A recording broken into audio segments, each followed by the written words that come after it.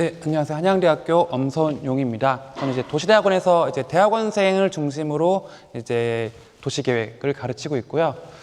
이제 아까도 AI가 나왔는데 이 발표 준비를 하면서 제목을 뭘 하면 좀 더 많은 분들이 오실까 고민을 하다가 AI한테 좀 더 캐치한 주제 제목을 좀 만들어 달라 했더니 이런 주제를 만들어서 혹시나 제목에 섞고 오신 분이 계시다면 미리 사과를 드리고 발표를 시작하도록 하겠습니다. 김현웅 교수께서 되게 발제자를 잘 해주셔갖고 저 같은 경우는 앞에서 해주신 내용들을 어떻게 해야 할까, 발표에 넣어야 할까 말아야 할까 고민하다가 그거보다는 저는 오히려 실제 수업을 하면서 부딪혔던 좀 그런 시행착오에 관한 얘기를 좀 하려고 해서 오히려 딱 앞에랑 연결되는 일단 내용이지 않을까 생각을 합니다. 오늘은 이런 순서로 일단 말씀을 드릴 거고요. 간단하게 제가 저도 올해 9월로 딱 한국 들어온 지 1년 됐습니다. 간단히 소개해드리면 한양대학교 도시공학과를 나왔고 일본에서 12년 동안 있었습니다. 그래서 일본에서 츠쿠바 대학교에서 박사를 받고 그 이후에 도요타 교통연구소 또 동경대학교에서 공간정보과학센터에 있으면서 조금 데이터와 조금 친해질 기회를 가지고 또 단순한 데이터 교육이 아닌 데이터를 관리할 기회를 좀 갖게 돼서 그런 부분도 조금 이따가 말씀을 드리려고 하고요. 전 그런 참 좀 다양하게 최근에 컴팩트 도시나 토지용 계획, 빅데이터, 또 재해 다양한 측면에서 데이터 중심의 공간 분석 중심의 연구를 진행하고 있습니다. 제가 지금 현재 도시대학원 및 저희 부동산 융합대학원이라고 해서 사회인 중심의 대학원이 있는데 그곳에서 수행하고 있는 수업들입니다. 공간정보과학, 도시데이터 분석. 오늘 이 두 가지를 중심으로 얘기를 드릴 거고요. 가운데는 이번 학기 제가 새로 시도한 지금 난장판이 되어가고 있는 수업 중에 하나인데요. 바이브 코딩을 제가 겁없이 시도했다가 여러 가지로 지금 학생들에게 혼나고 있는 중인데 그거에 대한 시행착오에 대한 얘기 또 그것들에 거치지 않고 학생들이 좀 응용할 수 있게 해서 제 모든 수업들은 기본적으로 GIS 또는 파이썬에서 학생들이 실제 데이터를 만지고 어떻게든 결과를 뽑아내는 그러한 방식으로 수업을 진행하고 있습니다. 앞에서 교수님께서 얘기해 주셨듯이 저는 코딩을 가르치면서 여러분들이 코딩 전문가가 되라고 요구하지는 않습니다. 하지만 데이터가 어디 있는지 알고 그 데이터를 어떻게든 입맛에 맞게 가공을 해서 죽이 되든 밥이 되든 결과를 내어라. 그걸 하기 위한 과정을 저는 가르치는 과정이라고 생각을 하고 이렇게 진행을 하고 있습니다. 그래서 모든 수업은 기본적으로 오픈소스 기반으로 가르치고 있습니다. QGIS, 파이썬. 왜냐하면 학생들이 혹시 학교에 있을 때 학교마다 다르겠지만 아크GIS 라이센스가 있는데 실무 가면 최근 아크GIS 라이센스 너무 비싸서 교수님 수업 시간에 배웠는데 아무것도 못 써요 하는 학생들 가끔 있어요. 그래서 그런 것들 또 파이썬도 유료 패키지도 있죠. 그런 것들 상용 패키지를 쓰면 계산도 빠르고 잘 되는 거 알지만 최소한 범용적인 부분을 가르치기 위해서 이렇게 하고 있습니다. 첫 번째, 코딩 수업을 가기 전에 저는 일단 제 수업들은 기본적으로 통계는 거의 가르치지 않습니다.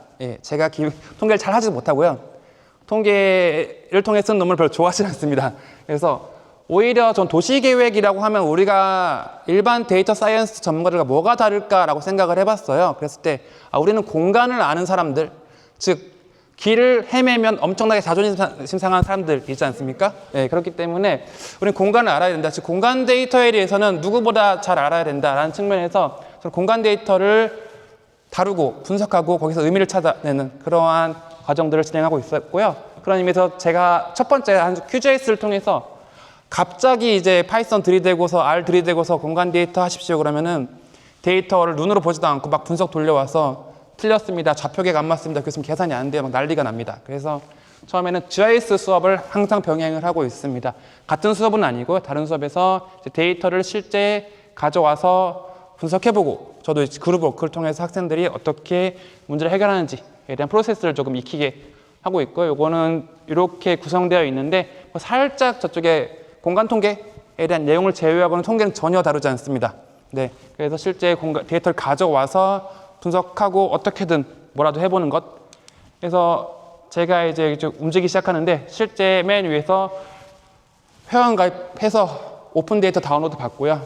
그 다음에 공간 데이터로 QGIS로 건물 데이터가 어떻게 생겼는지 보기도 하고 또 네트워크 데이터 가지고 와서 최근에 저는 좀 미시적인 환경에 관심이 많아서 뭐 제인 제이콥스 얘기하는 교차로 밀도 어떻게 계산하는지 뭐 이런 것들도 하고, 그다음 접근성, 대중교통망 데이터나 뭐 GTFS 데이터는 뭐 QGIS는 다루지 못하지만 실제 학생들이 논문에서 가장 많이 쓰는 가장 최접근, 가장 가까운 시설까지 거리나 뭐 500m 이내의 여러 시설들의 분석을 할 수 있게 하고, 시각화하고 이런 과정들을 전반적으로 거치면서 일단 그랬어요. 이제 공간 데이터에 대한 학생들의 이해도가 있지 않으면 저희 도시계획 전문가로서 우리가 나와서 정말 코딩을 전공한 친구들과 싸울 수 있을까라는 측면에 생각했을 때 저는 이런 공간 데이터에 대한 오히려 리터러시 그런 부분들을 조금 더 강조하고자 일단 항상 GIS 수업을 병행해서 무조건 데이터 열어봐라 라는 얘기를 하고 있습니다.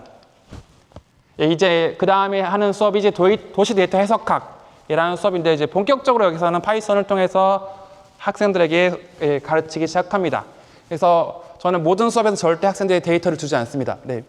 너희들이 가져와라. 네. 가져온 방법은 알려주겠으나 절대 데이터를 주지 않겠다. 네. 그래서 뭐 공공 데이터, 최근에 API를 통해서 데이터를 가져온 경우가 굉장히 많죠. 뭐 카카오 API, 네이버 API. 실제 학생들과 같이 수업 시간에 회원가입부터 시작해갖고 API를 통해 데이터를 가져오고요. 그다음에 파이썬을 통해서 코딩을 합니다.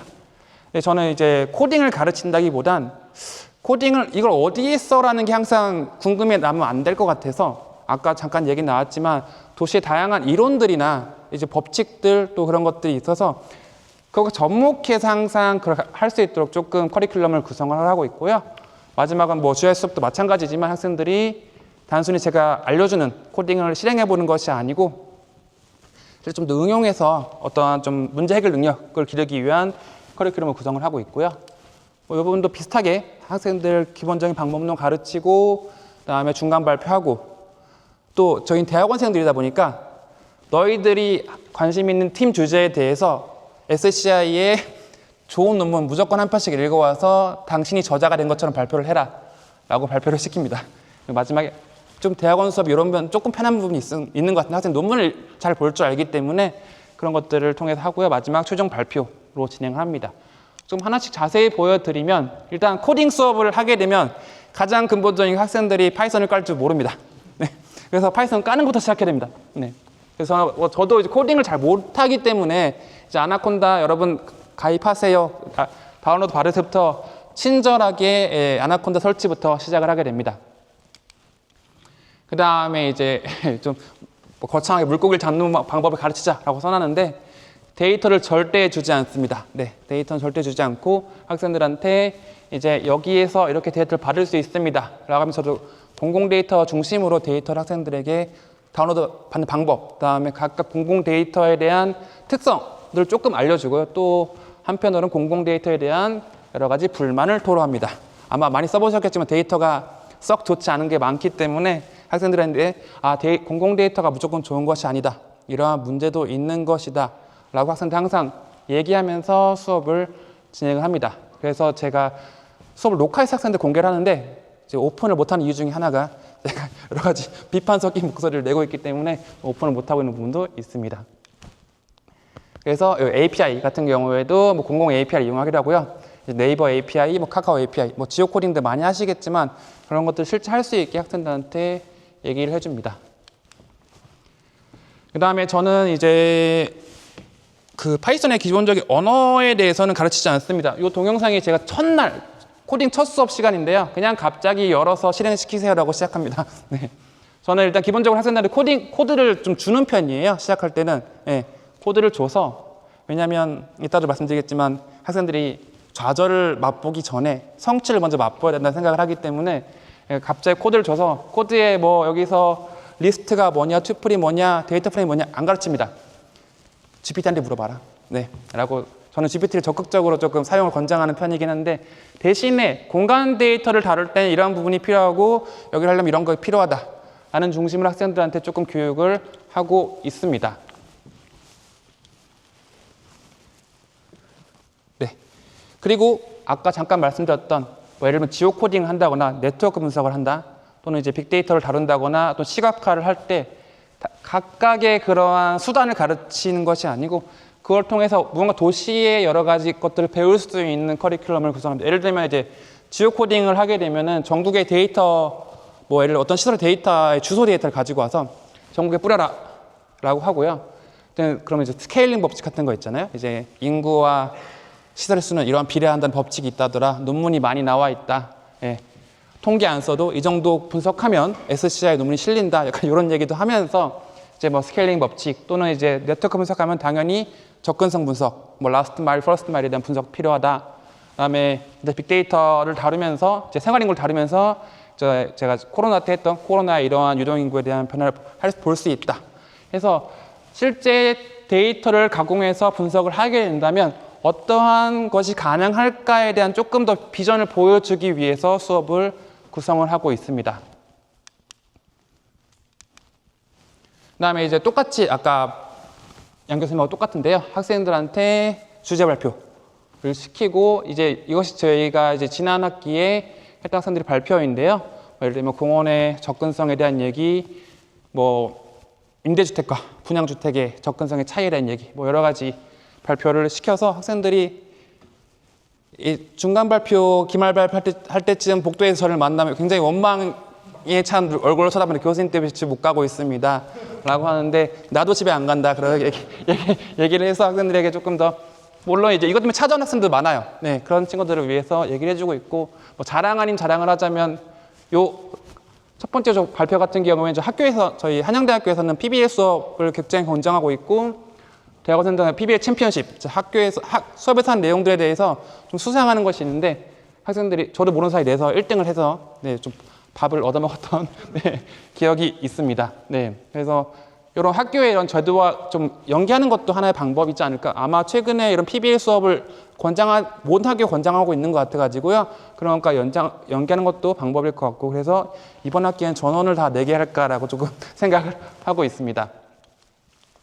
네, 그 다음에 이제 리터러처 리뷰를 시키는데 이제 개인별 이제 전 조별 발표를 하다 보니까 꼭 프리라이더들이 생깁니다. 특히 저희는 모든 학생들이 풀타임이 아니고 이제 파트타임이나 이제 직장 있으신 분도 있다 보니까 그분들이 그래도 좀 이해를 하시기 위해서 논문의 리뷰를 철저하게 시켜서 실제 논문에서 이 데이터가 어떻게 쓰이고 분석이 어떻게 쓰였고 또한 논문에서 그걸 어떻게 쓰고 있는지 데이터의 그런 재현성 이런 걸 위해서 하고 있는지 그래서 이왕이면 좋은 논문 보고 읽으시라라고 해서 항상 하고 있고요.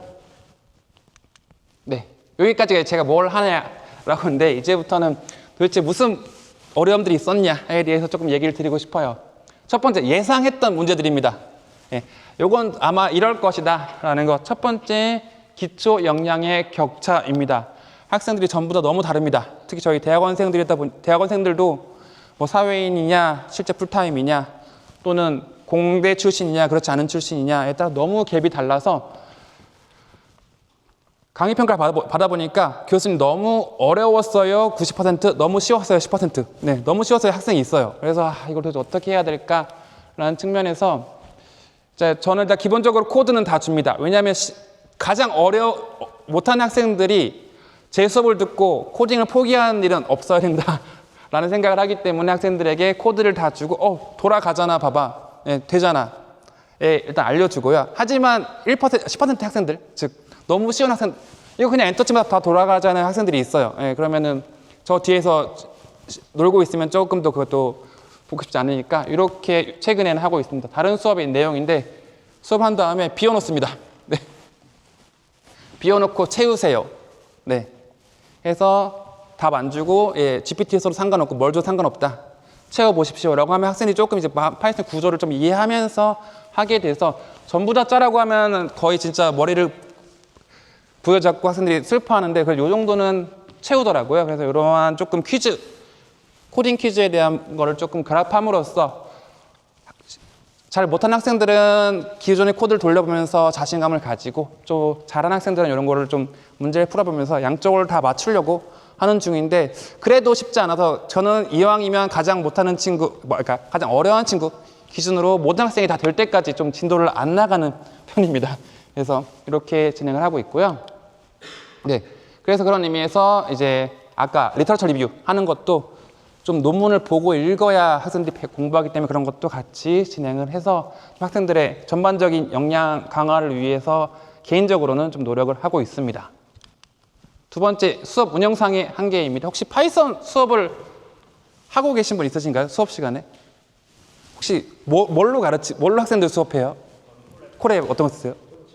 콜앱 쓰세요? 뭐 쓰세요? 콜앱, 예. 아마 저도 작년까지는 아나콘다를 썼어요. 근데 이 학생들 컴퓨터마다 다 다르고, 맥 다르고, 윈도우 다르고, 저는 그래서 학생들 첫 시간에 맥이 몇 대인지 볼 때마다, 예, 제가 맥을 안 쓰기 때문에, 예.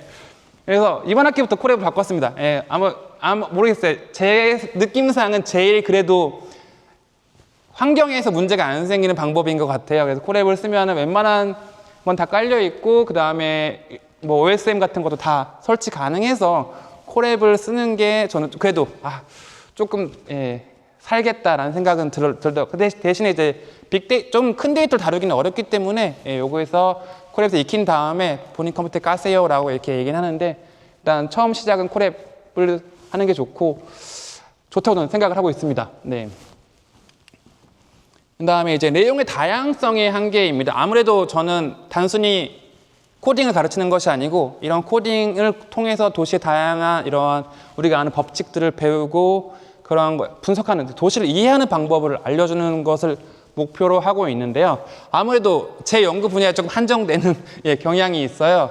그래갖고 어떻게 하면 이런 연구를 좀 내용을 다양하게 만들까? 또 이제 대학원생들도 다 전공도 다르고 하다 보니까 뭐 저 같은 경우 미시적인 거에 관심이 많지만 뭐 거시적, 경제 지표에 관심이 많은 친구들도 있고, 이런 것들 어떻게 만족시킬까에 대해서는 항상 고민이 많지만 그래도 여전히 이제 제가 잘하는 것을 중심으로 가르쳐야 그래도 잘 가르칠 수 있기 때문에 하고 있고, 그러면서 좀 다른 교수님들하고 좀 협업을 해서 좀 테마를 어떻게 확장시켜 나갈까에 대한 부분도 지금 고민을 하고 있는 부분 중에 하나입니다. 두 번째, 설마 이런 걸로 이런 문제가 생길까 했던 것들입니다. 첫 번째, 회원가입의 문제. 네. 아마 유학생들 많으실 거예요. 공공데이터 유학생 가입이 안 됩니다. 네. 그래서 학생들 데이터 할 수 있다. 유학생들 심지어 우리나라 데이터 쓰는 경우가 많잖아요. 근데 가입이 안 돼요. 그래서 이건 좀 어떻게 좀 해줬으면 좋겠다라는 좀 개인적인 바람인데, 전 개인적으로 일본 같은 경우는 웬만한 공공데이터 회원가입 없이 다 다운로드가 돼가지고 이런 부분은 저희가 조금 요구하면서 어떻게 해야 할까? 어차피 오픈 데이터인데 왜 저렇게 복잡한 회원가입 과정을 거쳐야 될까라는 부분도 있고요.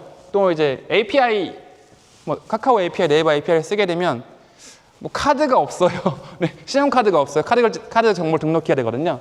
그런 부분들에 있어서 조금 생각보다, 그래서 이런 거 같은 저 같은 경우에 사전에 아예 동영상 만들어서 보낸 다음에 다 만들어 갖고 오세요라고 해요.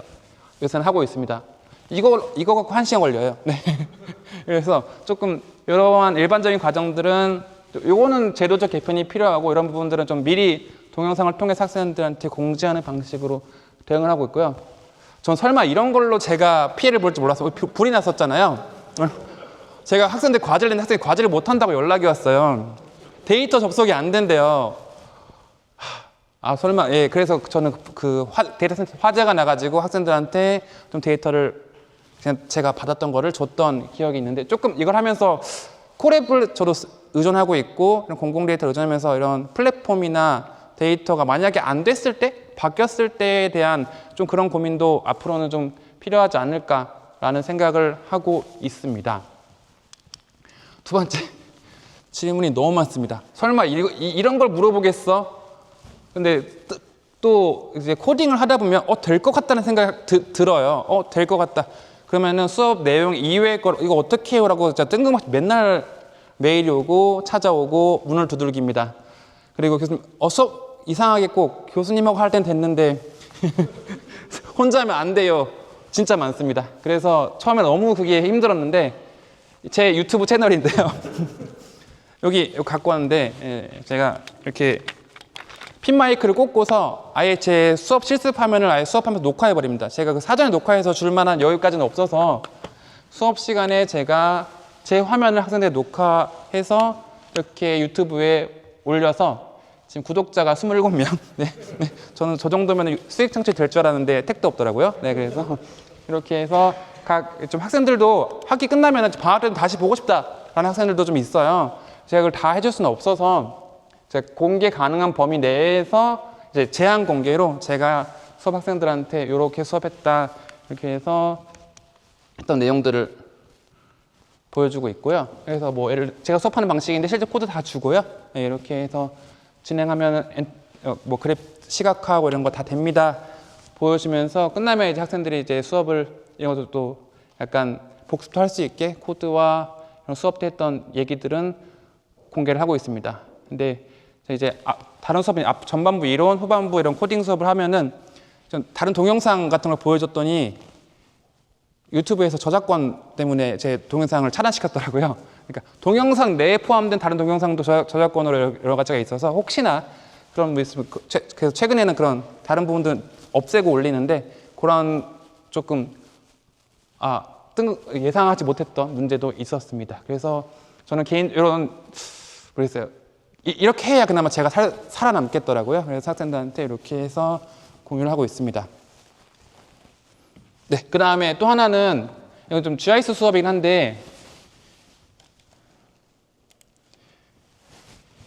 예전에는 뭐 어디를 누르세요, 클릭하세요를 PPT로 다 만들어서 줬었어요. 근데 그게 잘하는 학생은 되는데 안 되는 학생도 되게 많더라고요. 그래서 그냥 제 수업자로 PPT 파일이거든요. 이거 PPT 파일에다가 제가 동영상을 아예 넣어가지고 학생들이 어디를 클릭하세요가 아니고 동영상을 보고 따라할 수 있게 아예 작성을 해서 나눠줍니다. 그럼 확실히 질문이 줄더라고요. 학생들도 이게 더 따라하기 쉽다라는 얘기도 있어서 도대체 어디까지 해야 되나라는 얘기 하지만 근데 개인적으로는 GIS 같은 거 수업할 때 진짜 어디 클릭하세요 진짜 그 만드는 것도 일이에요.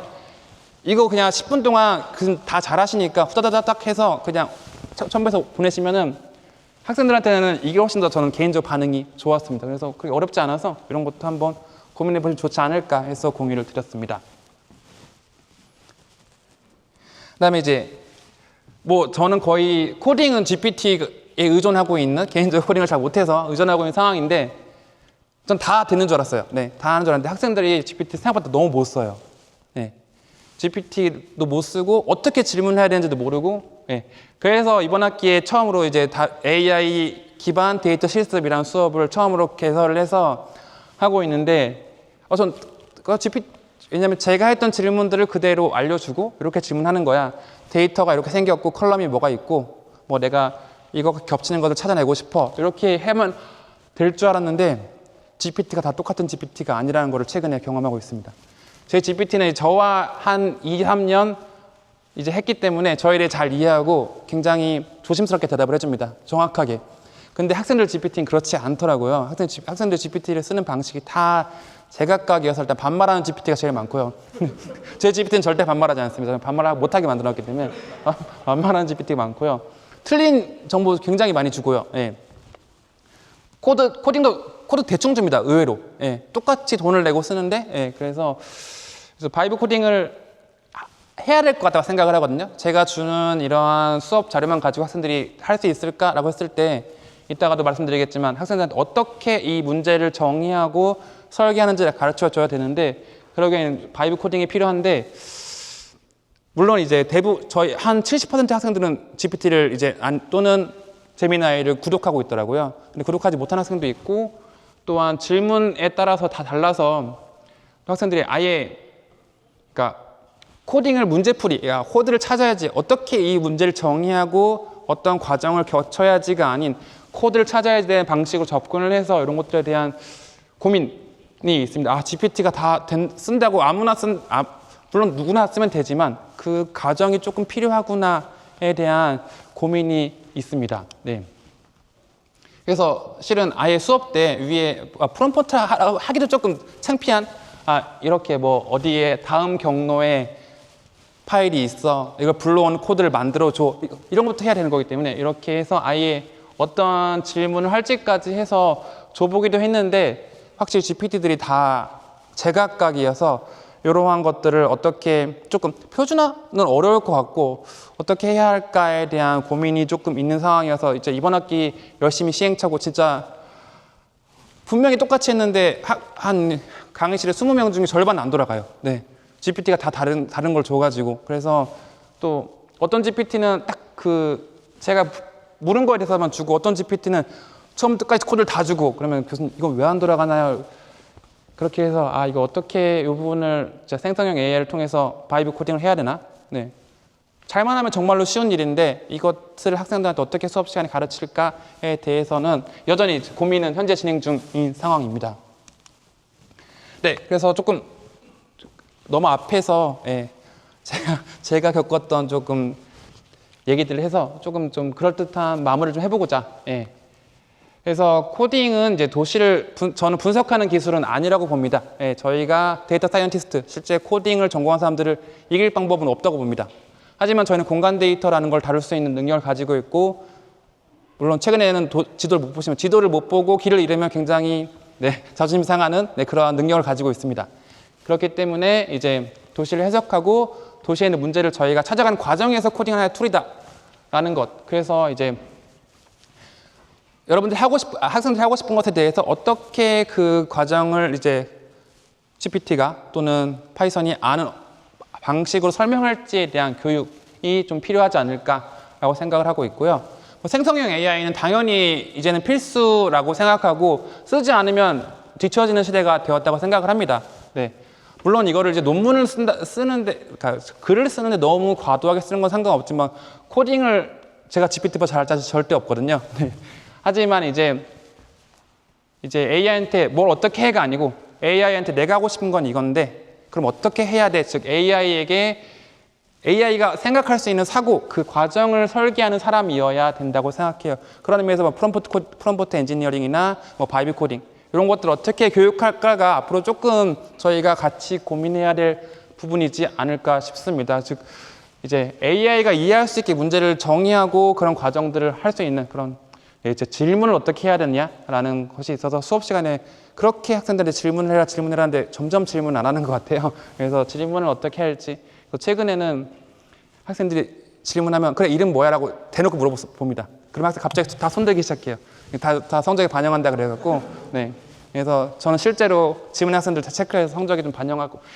학부생은 대학원한테 그렇게 하는 게 조금 유치하긴 한데 그렇게라도 해야 서로 질문을 하고 어떻게 해야 이런 서로 이제 비판적으로 보는 그런 시각이 필요해서 그것이 진짜 AI를 잘 쓰는 방법이지 않을까 생각을 하고요. 조금 다른 얘기인데 최근에 이제 아마 빅데이터 되게 많이 쓰시고 AI 쓰시고 하면은 되게 부러운 교수님들도 계세요. 가지고 계신 분들, 또 R&D를 하시거나 즉 데이터에 접근 가능하신 교수님들은 가능하고 그 밑에 있는 학생들은 배울 수 있습니다. 하지만 그게 모두가 가능한 것이 아닌 즉 데이터 접근성에 대한 조금 최근에 고민을 하기 시작했어요. 그래서 그 다음에 데이터에 대한 퀄리티, 공공 데이터의 퀄리티도 좋아야 되고 그 다음에 이런 학술적으로 우리가 같이 쓸 수 있는 데이터가 뭔가 있으면 좋겠다. 예를 들면 최근에 유동인구 데이터 엄청 쓰시는데 엄청나게 비싸고 하잖아요. 교육용으로 일부러 괜찮으니 조금 학회 차원에서 좀 이렇게 뭔가 서로 공유할 수 있는 플랫폼 뭔가 만들 수 있지 않을까? 그런 사례를 하나 제가 있던 일본의 공간정보과학센터라는 곳인데요. 그래서 물론 데이터를 국가에서 그 데이터 거점 지원을 받아갖고 매년 데이터를 몇 억치를 삽니다. 동경대학교에서.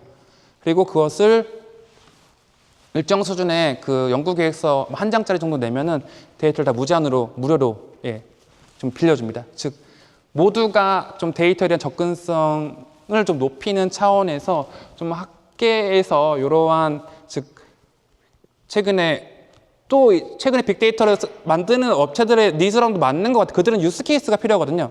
이걸 어떻게 쓸 수 있을까에 대한 부분이고 또 저희는 그러한 데이터를 활용할 수 있는 기회가 필요하기 때문에 물론 그냥 하나의 연구자로서 할 수 있는 부분은 아니지만 그런 부분도 조금 데이터 기반의 구축이 하나 필요하고 또 하나는 좀 공공 데이터를 좀 잘 만들 수 있는 저희가 그런 만날 수 있는 기회. 저는 접근성 분석을 최근에 많이 하는데 용량을 고려할 방법이 거의 전무합니다.